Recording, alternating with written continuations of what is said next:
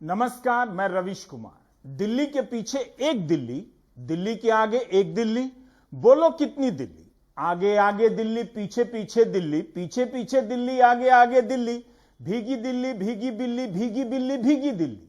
दिल्ली के पीछे पड़ गई दिल्ली, इचक दिल्ली, बीचक दिल्ली, दिल्ली ऊपर दिल्ली, इचक दिल्ली। दिल्ली बन गई बिल्ली, बिल्ली बिचक की दिल्ली, एक बिल्ली के पीछे दिल्ली, एक दिल्ली के आगे बिल्ली, बोलो कितनी बिल्ली?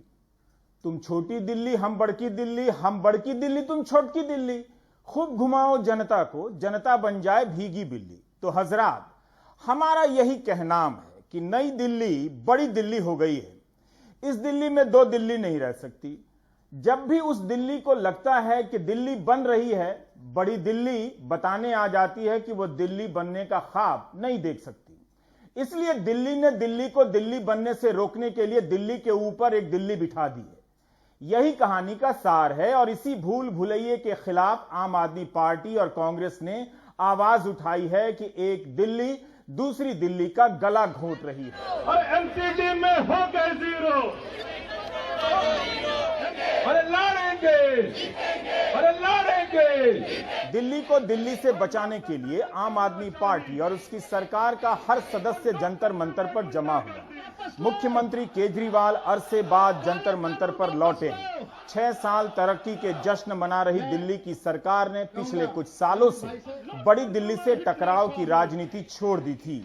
ऐसा नहीं था कि टकराव खत्म हो गया, लेकिन उसकी प्रकृति पहले से बदल गई। संजय सिंह ने कई मौके पर राज्यसभा में मुखर विरोध किया, कृषि कानूनों को लेकर सदन के भीतर नारे तक लगाए। आज भी संजय सिंह और आम आदमी पार्टी के सदस्य सांसद संसद परिसर में गांधी जी की प्रतिमा के सामने तख्ती लेकर खड़े हुए, लेकिन बड़ी दिल्ली से सहमति और सामंजस्य बनाकर चलने का रास्ता अपना तो लिया गया ताकि काम करने की जितनी गुंजाइश है उसी में काम किया जाए। शिक्षा और स्वास्थ्य के मसले पर आपकी सरकार को सराहनाएं मिली।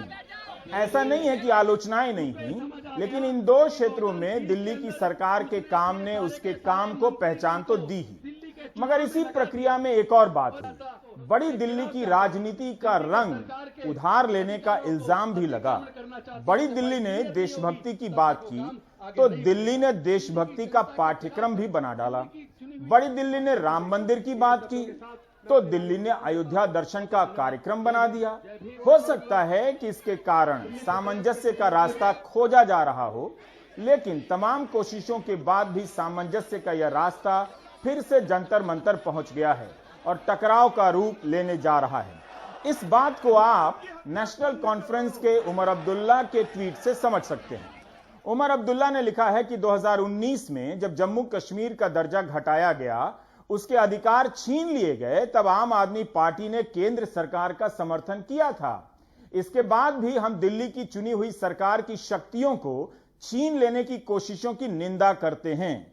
दिल्ली को पूर्ण राज्य का दर्जा मिलना चाहिए, जिसमें सारी शक्ति चुनी हुई सरकार के पास हो और उपराज्यपाल एक मनोनीत व्यक्ति हो। दुनिया की किसी किताब में यह नहीं लिखा है कि राजनीति केवल काम करने के लिए होती है। राजनीति काम के अलावा अन्य मुद्दों पर टकराने और अपने नजरिए का विकल्प रखने के लिए भी होती है। इससे बचने के लिए चुने गए रास्ते को भले ही सकारात्मक कहा जाए, लेकिन एक ही रंग के कपड़े में दो लोग अलग अलग होते हुए भी एक से लग जाते हैं। शायद यही वजह है कि काम की राजनीति के सकारात्मक रास्ते में ही एक मुद्दा ऐसा आ गया जिसका संबंध रंगों से नहीं है, नीयत से है। बड़ी दिल्ली दिल्ली को बड़ा होने के अधिकार पर अंकुश लगा रही है। आम आदमी पार्टी का यह आरोप यूं ही नहीं है, सिर्फ उसका ही नहीं है, कांग्रेस और तमाम विपक्षी दलों ने भी यह बात कही है। कांग्रेस ने अपना विरोध मुखर कर दिया है। दोनों के विरोध का स्वर अब एक जैसा है। जो दिल्ली कभी अपने लिए पूर्ण राज्य का दर्जा मांगा करती थी, बीजेपी भी मांगा करती थी, उस दिल्ली के लिए बीजेपी की सरकार ने जो प्रस्ताव लोकसभा में पेश किया है, उसमें सरकार का मतलब उपराज्यपाल लिखा। अमित शाह की तानाशाही। अब से दिल्ली सरकार का मतलब होगा एलजी। तो भाई साहब फिर हमारा क्या मतलब होगा? मुख्यमंत्री कहाँ जाएगा? फिर चुनाव क्यों कराए थे? मुख्यमंत्री बनेगा प्रधानमंत्री। फिर चुनाव क्यों कराए थे? जनता लाइन में क्यों लगी थी? जनता ने वोट क्यों दिया था? जनता के वोट का कोई मतलब नहीं बचा। सुप्रीम कोर्ट ने कहा कि कोई भी फाइल एलजी के पास अब नहीं जाया करेगी। ये मैं नहीं कह रहा भाई साहब, ऑर्डर में लिखा हुआ है, सुप्रीम कोर्ट में लिखा है, ऑर्डर में लिखा है कोई फाइल एलजी के पास नहीं जाया करेगी। अब इन्होंने कानून में लिख दिया सारी फाइलें एलजी के पास जाया करेगी। तो भाई साहब ये जनता को नहीं मानते, ये सुप्रीम कोर्ट को नहीं मानते, ये जनतंत्र को नहीं मानते, ये संविधान को नहीं मानते। ये तो गलत बात है। गलत बात है नहीं है, ये तो धोखा हो गया अपने साथ। लेकिन भाई साहब ये चोरी छिपे, ये बदमाशी करके दिल्ली के ऊपर राज करना चाहते हैं। वो कहते हैं ना, एक छोटा बच्चा मैच खेल रहा था, क्रिकेट मैच हार गया, तो उसके बाद क्रिकेट का बल्ला और बॉल लेके दोनों लेके भाग गया। केंद्र सरकार जो बिल लेकर आई है और 4 जुलाई 2018 को सुप्रीम कोर्ट की संविधान पीठ ने जो फैसला दिया था, दोनों को ही आमने सामने रखकर देखना होगा। तभी आप समझ सकेंगे कि उस फैसले को पलटने की कोशिश है या उस फैसले को मजबूती देने का प्रयास। लोकसभा में जो नया प्रस्ताव आया है उसमें सरकार का नाम उपराज्यपाल कर दिया गया है। इस बिल का नाम है the government of national capital territory of Delhi amendment bill 2021 और इसमें कहा गया है कि 1991 के एक्ट के सेक्शन 21 में यह जोड़ा जाएगा कि विधानसभा जो भी कानून बनाएगी उसमें सरकार शब्द का मतलब उपराज्यपाल से होगा। सेक्शन 24 में प्रस्तावित बदलाव के रूप में लिखा गया है कि विधानसभा में कानून पास होने के बाद उपराज्यपाल के सामने पेश किया जाएगा। उपराज्यपाल ही तय करेंगे कि विधानसभा के पास किए गए बिल को, नियमों को मंजूरी दें या नहीं, या फिर उस बिल को राष्ट्रपति के विचार के लिए भेज दें। मूल कानून के खंड 33 में प्रस्ताव दिया गया है कि विधानसभा ऐसे कानून या कमेटी नहीं बनाएगी जिसका संबंध दिल्ली के प्रशासन के दैनिक कार्यकलापों से होगा या प्रशासनिक फैसलों के संबंध में जांच बिठाने से होगा। जांच नहीं बिठा सकती है। यही नहीं, government of national capital territory of Delhi act 2021 के लागू होने के पहले जो भी नियम बनाए गए हैं वो निरस्त हो जाएंगे। मंत्री या मंत्रियों के समूह के फैसले को लागू करने से पहले या सरकार की शक्ति का इस्तेमाल करने से पहले उपराज्यपाल का मत लिया जाना जरूरी होगा। इरादा ठीक होता तो सरकार को अधिकार दिए जाते, ना कि उपराज्यपाल को और अधिकार दिए जाते। अनुवाद में त्रुटियां हो सकती हैं, लेकिन उस बिल का यही मसौदा है। दिल्ली सरकार जब अपने दायरे में काम करती हुई केंद्र के लिए चुनौती नहीं बनती है, तो फिर हर बात में उपराज्यपाल की मंजूरी जरूरी हो, इसका क्या मतलब है? दिल्ली सरकार या विधानसभा किसी जांच के आदेश नहीं दे सकती है, तो फिर उस सरकार या विधानसभा का क्या मतलब रह जाता है? रविश, सबसे पहले मैं ये कहना चाहता हूं कि मैं तो कोई धार्मिक आदमी नहीं हूं, लेकिन आदमी जो कुछ करता है दुनिया में ही उसके सामने आता है। अब अरविंद केजरीवाल ने जिस तरह से 370 के एब्रोगेशन को सपोर्ट किया था, एक राज्य था जिसको डाउनग्रेड करके यूनियन टेरिटरी बना दिया गया, ये आज उनके सामने आ रहा है। आप यूनियन टेरिटरी हैं, थोड़ी सी और पावर्स कम हो गई, काहे का वावेला है, क्यों हंगामा काटे हुए हैं? अब आइए दूसरी बात पर। देखिए, जो 370 में अनुच्छेद 367 में अमेंडमेंट करके क्या कहा गया था, आइए जरा देख लीजिए। 5 अगस्त को क्या हुआ था 2019 में? लेजिस्लेटिव असेंबली का मीनिंग बताया गया था गवर्नर ऑफ द स्टेट। यहां पे अब बता दिया गया है कि लेफ्टिनेंट गवर्नर ही गवर्नमेंट है। अब सबसे पहले यह बात समझ लेने की जरूरत है कि जो सुप्रीम कोर्ट का जजमेंट हुआ था, उस जजमेंट से हम हट रहे हैं। हम ये समझते हैं कि सिर्फ शाहबानों के जजमेंट में पार्लियामेंट ने लॉ बना के सुप्रीम कोर्ट के जजमेंट को पलटा। ऐसे बहुत से जजमेंट हैं। वोडाफोन की एग्जांपल मेरे माइंड में आ रही है। SC/ST एक्ट पे अभी मोदी सरकार ने चेंज किया था, और ये भी लॉ इसके बारे में कहा जा रहा है कि साहब ये जो 4 जुलाई 2018 का सुप्रीम कोर्ट का जजमेंट था और 19 फरवरी 2019 का जजमेंट है, ये हम उसकी वजह से बिल लाए हैं। अब समझ लीजिए, पहले 2019 की बात कर लूं। जस्टिस अशोक भूषण और जस्टिस AK सीकरी में आपस में सर्विसेज किसके अंडर में आएंगी डिस्प्यूट था, मैटर लार्जर बेंच को गया। सुप्रीम कोर्ट की 2 जज बेंच ने यह कहा कि anti corruption bureau ACB LG के अंडर में रहेगा, बाकी पे डिफरेंस ऑफ ओपिनियन हो गया। अब आइए वो जो 5 जज बेंच जजमेंट था उसमें क्या बात कही है। उसमें सुप्रीम कोर्ट ने यह कहा कि लेफ्टिनेंट गवर्नर गवर्नर नहीं है, एडमिनिस्ट्रेटर है। सुप्रीम कोर्ट ने कहा कि हम एक रिप्रेजेंटेटिव डेमोक्रेसी हैं, इसलिए पावर वेस्ट करेगी इलेक्टेड लोगों में, ना कि नॉमिनेटेड गवर्नर। सुप्रीम कोर्ट ने कहा कि दिल्ली एक सुई जेनरिस यूनियन टेरिटरी है, यानी एक क्लास है अपने आप में, क्योंकि यहां असेंबली भी है, इसलिए लेफ्टिनेंट गवर्नर का कोई इंडिपेंडेंट पावर नहीं होगी। और जो गवर्नर की पावर है लेफ्टिनेंट गवर्नर की राष्ट्रपति को मैटर रेफर करने के लिए, उसमें सुप्रीम कोर्ट ने कहा एनी मैटर का मतलब एवरी मैटर नहीं है, रूटीन मैटर रेफर नहीं किए जाएंगे, और सिर्फ राइट टू डिफर इसलिए एक्सरसाइज नहीं किया जाएगा कि सरकार से LG साहब डिसएग्री करते हैं। मैं ये समझता हूं कि ये जो बिल है इसमें कुछ तो अनकॉन्स्टिट्यूशनल चीजें आ रही हैं, जैसे ये कि असेंबली अपनी कमेटीज के बारे में भी कुछ पावर नहीं रखेगी, ये तो लेजिस्लेटिव प्रिविलेजेस का वायलेशन हो रहा है। फिर ये कहा जा रहा है कि कोई इंक्वायरीज नहीं करेगी, अब पता नहीं शायद फेसबुक वाली इंक्वायरी की वजह से ये बिल आ रहा है, और जो पहले कोई डिसीजन हो चुका है इंक्वायरी को लेके वो सब वॉइड हो जाएंगे, यानी रिट्रोस्पेक्टिव ऑपरेशन लॉ की आ रही है, बैकडेटेड ऑपरेशन आ रही है। मैं ये समझता हूं कि मैसेज इस बिल का बिल्कुल साफ है कि दिल्ली में LG जो है उसकी सारी शक्तियां होंगी, ये संविधानवाद के विरुद्ध जाएगा।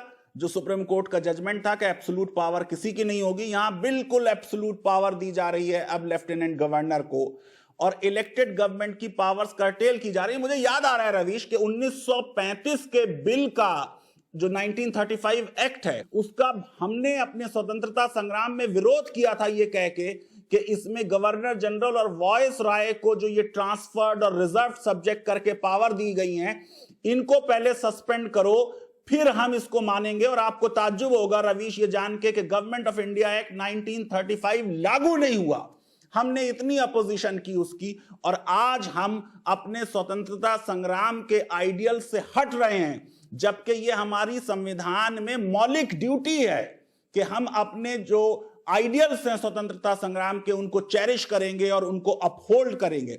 मैं ये समझता हूं कि पॉलिटिकली शायद बीजेपी को ये लगता है कि अब उनकी सरकार दिल्ली में नहीं बनेगी, और अरविंद केजरीवाल जो सॉफ्ट से हार्ड की तरफ बहुत तेजी से बढ़ रहे हैं, ये बार बार जीतते रहेंगे, इसलिए इनके जो पर हैं उन्हें काट दिया जाए। आम आदमी पार्टी की सरकार के पहले कार्यकाल का अधिकांश हिस्सा उपराज्यपाल बनाम मुख्यमंत्री के अधिकारों की लड़ाई में चला गया। पहले दिल्ली हाई कोर्ट में गया, फिर हाई कोर्ट के फैसले को पलटते हुए सुप्रीम कोर्ट की 5 जजों की संवैधानिक पीठ ने फैसला दिया, और इस फैसले के बाद मुख्यमंत्री बनाम उपराज्यपाल की लड़ाई कुछ समय के लिए बंद हो गई और उपराज्यपाल के पक्ष में बहस करने वालों की करारी हार हुई। उस वक्त हमने एक बात कही थी, 4 जुलाई 2018 के प्राइम टाइम में। आखिरी पंक्ति पर गौर कीजिएगा। 5 जजों की संविधान पीठ ने साफ साफ कह दिया है कि चुनी हुई सरकार लोकतंत्र में अहम है, इसलिए मंत्रिपरिषद के पास फैसले लेने का अधिकार है। भारत के मुख्य न्यायाधीश Deepak Mishra, justice AK Sikri, justice AM Khanwilkar, justice Chandrachud और जस्टिस अशोक भूषण की खंडपीठ ने बहुमत से फैसला देते हुए कहा है कि दिल्ली के उपराज्यपाल प्रशासक हैं, राज्यपाल नहीं हैं। उपराज्यपाल के पास खुद फैसले लेने का अधिकार नहीं है। उपराज्यपाल के पास प्रशासन का स्वतंत्र अधिकार नहीं है। उपराज्यपाल मंत्रिमंडल के फैसले लेने की प्रक्रिया में बाधा नहीं डाल सकते, उन शक्तियों को नहीं हड़प सकते जो संविधान में उन्हें नहीं दी गई है। ये हड़प रहे थे क्या जो संविधान में नहीं दी गई है? हर मामले में उपराज्यपाल की सहमति जरूरी नहीं है। राज्य को बिना किसी दखल के काम करने की आजादी है। लेफ्टिनेंट गवर्नर को मंत्रिपरिषद के साथ सद्भावनापूर्ण तरीके से काम करना चाहिए, उन्हें काम करना चाहिए। अब बताया जा रहा था कि सरकार को उनके हिसाब से काम करना चाहिए। उपराज्यपाल और कैबिनेट के बीच राय के अंतर को आपसी चर्चा से सुलझाएंगे। उपराज्यपाल मैकेनिकल तरीके से सारे मामले राष्ट्रपति को उठाकर नहीं भेजेंगे। मशीनी तरीके से फैसले को नहीं रोक सकते हैं। सरकार के प्रतिनिधियों को सम्मान दिया जाना चाहिए। इस फैसले के बाद उपराज्यपाल के दिमाग में, उनके दिमाग में सबसे पहले यह बात साफ हो जानी चाहिए और उनको लेकर दूसरों के दिमाग में यह बात साफ हो जानी चाहिए कि वे दिल्ली के उपराज्यपाल तो हैं, मगर दिल्ली उनकी नहीं है। जनता ने उन्हें नहीं चुना है, बल्कि उनका चुनाव कैसे हुआ है ये वही जानते हैं, बाकी कोई नहीं जानता है। दो उपराज्यपालों के जरिए दिल्ली की चुनी हुई सरकार को गवर्नर के मातहत काम करने वाली सरकार बनाने का खेल खेला गया। उम्मीद है खिलाड़ी अब कुछ दूसरा खेल खेलेंगे, ये वाला बंद कर देंगे। वो वाला खेल तो बंद हुआ, लेकिन खिलाड़ी कुछ दूसरा खेल लेकर आ गए हैं। आप कहेंगे मैंने अंदाजी टक्कर से कहा होगा, लेकिन मैंने तो खेल की प्रक्रिया के आधार पर कहा था। नया खेल हाजिर है। उपराज्यपाल विधानसभा के बनाए कानून को निरस्त कर सकते हैं, मंत्रिमंडल के फैसले को निरस्त कर सकते हैं। सुप्रीम कोर्ट ने इतना वक्त लगाकर 535 पन्नों का फैसला लिखा, लेकिन उपराज्यपाल के हाथ में कमान देने का खेल आ ही गया बिल के रूप में। वो दौर था जब दिल्ली की सरकार हर दिन गिरती हुई लगती थी।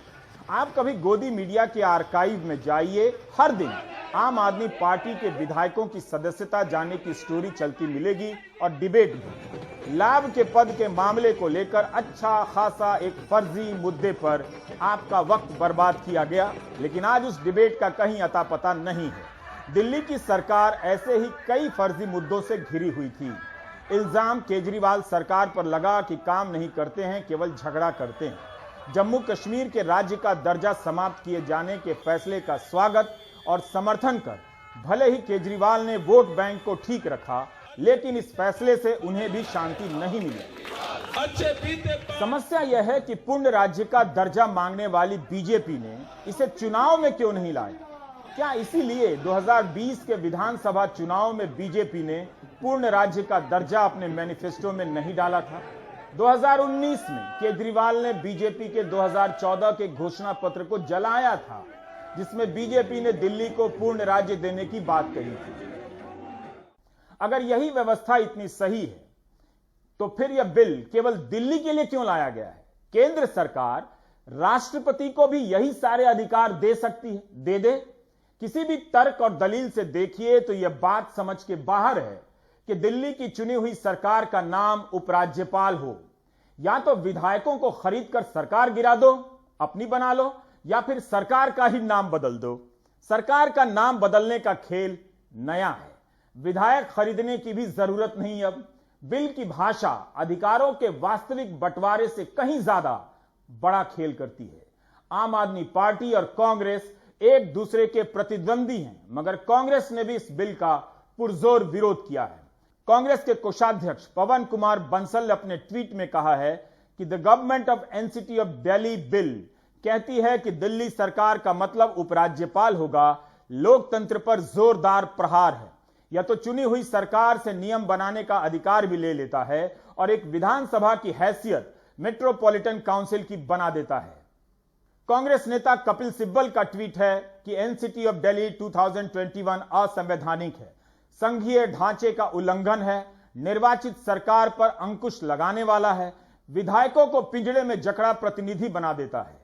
इस सरकार के सत्ता के अहंकार का एक और उदाहरण कांग्रेस नेता और पूर्व विधायक मुकेश शर्मा ने ट्वीट किया है कि राजनीतिक मतभेद अपनी जगह हैं। दिल्ली में चुनी हुई सरकार की शक्तियां उपराज्यपाल को देना पूर्णतः अलोकतांत्रिक है। यह फैसला निंदनीय है। जब लोकतंत्र के खिलाफ इस तरह के निर्णय होते हैं तो लोगों में एक रोष होता है और जनता अपना जवाब देगी और इनको भविष्य में सबक सिखाएगी। उसी के विरोध में हम यहाँ बैठे हैं। जम्मू कश्मीर का जब राज्य का दर्जा खत्म किया गया और उसे बांटकर 2 केंद्र शासित प्रदेशों में बदल दिया गया, तब आम आदमी पार्टी ने उस फैसले पर केंद्र का साथ दिया था। इसके बाद भी उमर अब्दुल्ला ने केंद्र के इस बिल का विरोध किया है और आम आदमी पार्टी के सरकार के अधिकार का बचाव किया है। यही नहीं, कांग्रेस के साथ राजद नेता तेजस्वी यादव ने भी इस बिल की बातों को लेकर ट्वीट किया है और कहा है कि यह कौन सा सहकारी संघवाद है जहां एक राज्य की निर्वाचित सरकार के अधिकार को छीनकर एक नौकरशाह को सौंपने का बिल लाया जा रहा है। दिल्ली में चल रही इस मंशा का अगर विरोध नहीं हुआ तो कल किसी और राज्य का भी नंबर आएगा। मैं और मेरी पार्टी हर स्तर पर इसका विरोध करते हैं। जम्मू कश्मीर राज्य का दर्जा खत्म किए जाने के वक्त भी इसी तरह से सोचा जाना चाहिए था, जिस तरह से तेजस्वी कह रहे हैं कि दूसरे राज्यों की भी बारी आएगी। दिल्ली की आ गई। बीजेपी को इसमें कुछ भी गलत नहीं लग रहा। पूर्ण राज्य का दर्जा देने की मांग करने वाली बीजेपी इस बात का स्वागत कर रही है कि इस बिल के बाद भी 75% प्रशासनिक कार्य और उसकी शक्तियां दिल्ली सरकार के पास होंगी। यह बयान है दिल्ली बीजेपी के प्रदेश अध्यक्ष आदेश गुप्ता का, जो इंडियन एक्सप्रेस में छपा है। आदेश गुप्ता ने कहा है कि अरविंद केजरीवाल सरकार के लिए अच्छा होगा कि नया सत्ता संघर्ष शुरू करने के बजाय काम पर ध्यान दें। बीजेपी नेता और विधानसभा में विपक्ष के नेता रामवीर सिंह विधुड़ी का बयान है कि दिल्ली में उपराज्यपाल अल्टीमेट अथॉरिटी, जनता का पैसा बर्बाद हो रहा है, नया विकास नहीं हो रहा है। केंद्र ने यही किया कि अधिकारों की स्पष्ट व्याख्या कर दी। अब इस तर्क से तो हर राज्य का दर्जा घटा देना चाहिए, जैसे जम्मू कश्मीर में हुआ। वहां भ्रष्टाचार है इसके नाम पर जम्मू कश्मीर को केंद्र शासित प्रदेश में बदल दिया गया, तो फिर सारे राज्यों को बदल दिया जाए। भ्रष्टाचार के आरोप तो केंद्र सरकार पर भी लगते हैं, तो उसे क्या बना दिया जाए? क्या इस तर्क से राज्यों के अधिकार सीमित किए जा सकते हैं? गवर्नर को दिल्ली जैसे केंद्र शासित प्रदेश में यदि ज्यादा कार्यकारी शक्तियां प्रदान की जाती हैं तो उससे दिल्ली का भला ही होगा।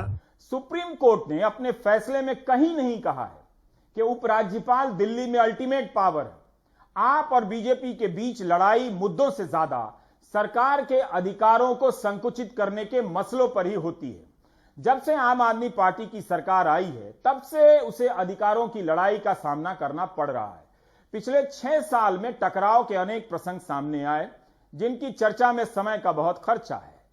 4 जुलाई 2018 को सुप्रीम कोर्ट ने दिल्ली में सरकार की वही व्याख्या की जो आर्टिकल 239A के आसपास की जाती रही है, लेकिन उस आर्टिकल की अपनी व्याख्या कर बीजेपी बार बार कहती रही कि मुख्यमंत्री के पास दिल्ली में अधिकार नहीं है, जबकि 239A में साफ साफ लिखा है और अभी भी लिखा है कि उपराज्यपाल को उन विषयों के संबंध में जिनकी बाबत विधानसभा को विधि बनाने की शक्ति है अपने कृत्यों का प्रयोग करने में सहायता और सलाह देने के लिए एक मंत्री परिषद होगी जो विधानसभा की कुल सदस्य संख्या के 10% से अनधिक सदस्यों से मिलकर बनेगी, जिसका प्रधान मुख्यमंत्री होगा। मंत्री परिषद विधानसभा के प्रति सामूहिक रूप से उत्तरदायी होगी। सुप्रीम कोर्ट ने अपने विस्तृत फैसले में संवैधानिक नैतिकता की बात कही थी। क्या यह बिल उस संवैधानिक नैतिकता के पैमाने पर खरा उतरता है? सुप्रीम कोर्ट ने साफ साफ कहा था कि उपराज्यपाल को सभी फैसले और प्रस्तावों की सूचना दी जानी चाहिए ताकि संवाद बना रहे, लेकिन इस संवाद का कतई मतलब नहीं कि उपराज्यपाल की मंजूरी लेनी है। उसी दिन 4 जुलाई 2018 को अपने संविधान विशेषज्ञ फैजान मुस्तफा से बात की थी। यह बातचीत उसी का हिस्सा है। आज जो भारत के मुख्य न्यायाधीश ने फैसला दिया है वो भी अपने आप में एक पीएचडी थीसिस से कम नहीं है, और मैं समझता हूं आज तक कभी किसी सर्वोच्च न्यायालय के निर्णय में संविधान के प्रिंसिपल्स का जिक्र नहीं किया गया इतनी डिटेल में। यहां इस जजमेंट में मुख्य न्यायाधीश ने 12 संविधान के मूलभूत प्रिंसिपल्स का जिक्र किया और बहुत उन प्रिंसिपल्स के बेसिस पे फिर जजमेंट दिया। एक बात रवीश और कहूं कि मैंने पहले ही प्रेडिक्ट किया था कि ये दिल्ली हाई कोर्ट का जजमेंट गलत है, क्योंकि 70 साल के भारत के न्यायिक इतिहास में जब भी किसी गवर्नर और मुख्यमंत्री या प्रधानमंत्री और राष्ट्रपति की शक्तियों के बारे में मैटर कोर्ट में गया है तो हर बार कोर्ट ने यह कहा है कि भारत ने पार्लियामेंट्री रिप्रेजेंटेटिव डेमोक्रेसी और कैबिनेट सिस्टम अपनाया है, और ये कैबिनेट सिस्टम इंग्लैंड के कैबिनेट सिस्टम की तरह है।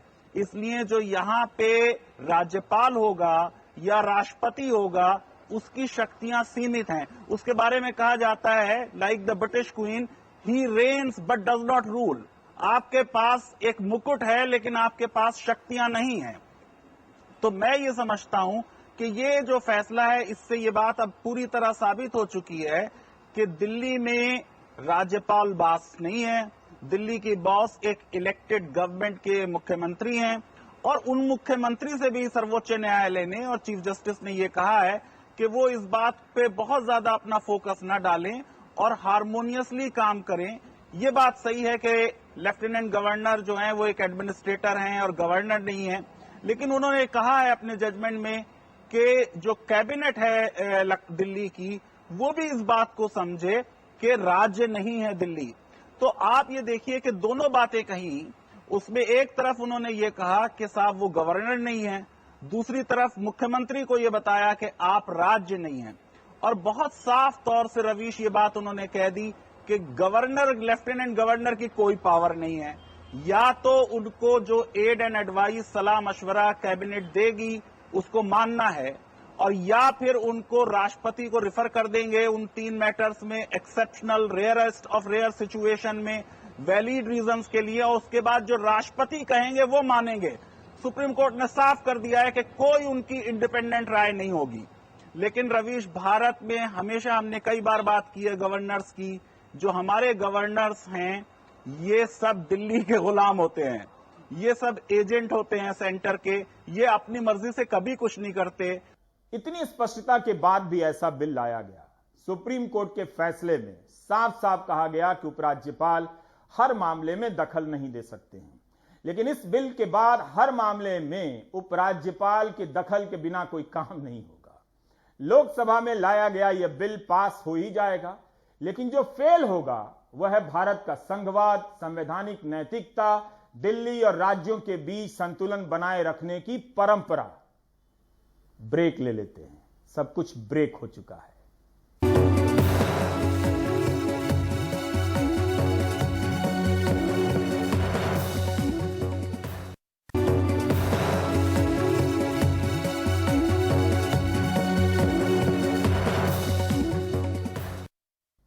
क्या मुकेश अंबानी के घर के पास आतंकी साजिश किसी और ने नहीं, खुद मुंबई पुलिस के एक एपीआई ने रची थी? जांच एजेंसी एनआईए को अब तक मिले सबूतों और एपीआई सचिन वजह की गिरफ्तारी से अब यह सिर्फ सवाल नहीं, लगभग पुख्ता तथ्य हो चुका है।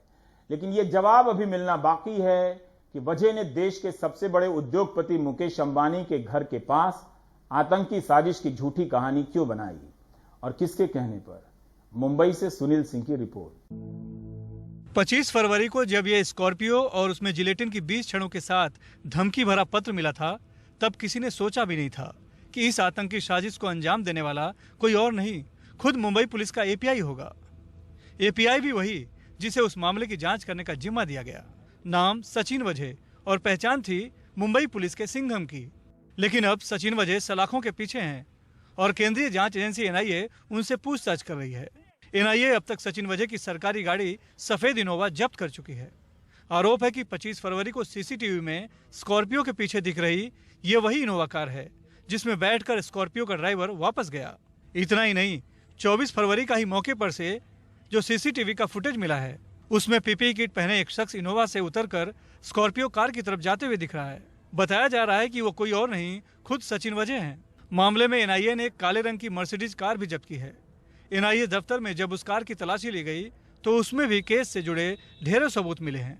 जिस सीजर में जो स्कॉर्पियो पे नंबर प्लेट थी उसको रिकवर किया है, 5 लाख से ज्यादा कैश रिकवर किया है, एक नोट काउंटिंग मशीन रिकवर की है, कुछ कपड़े रिकवर किए हैं और इसके बीच में जांच जारी है। एनआईए ने यह भी साफ किया कि वो मर्सिडीज कार सचिन वजह ही चलाते थे।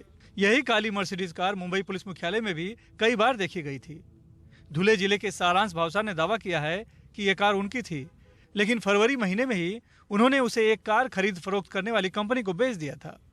नहीं सर, ये पहले तो आप क्लियर करिए, गाड़ी मेरी थी, अभी मेरी गाड़ी है नहीं और इस सब मैटर में मेरा कोई रोल है नहीं।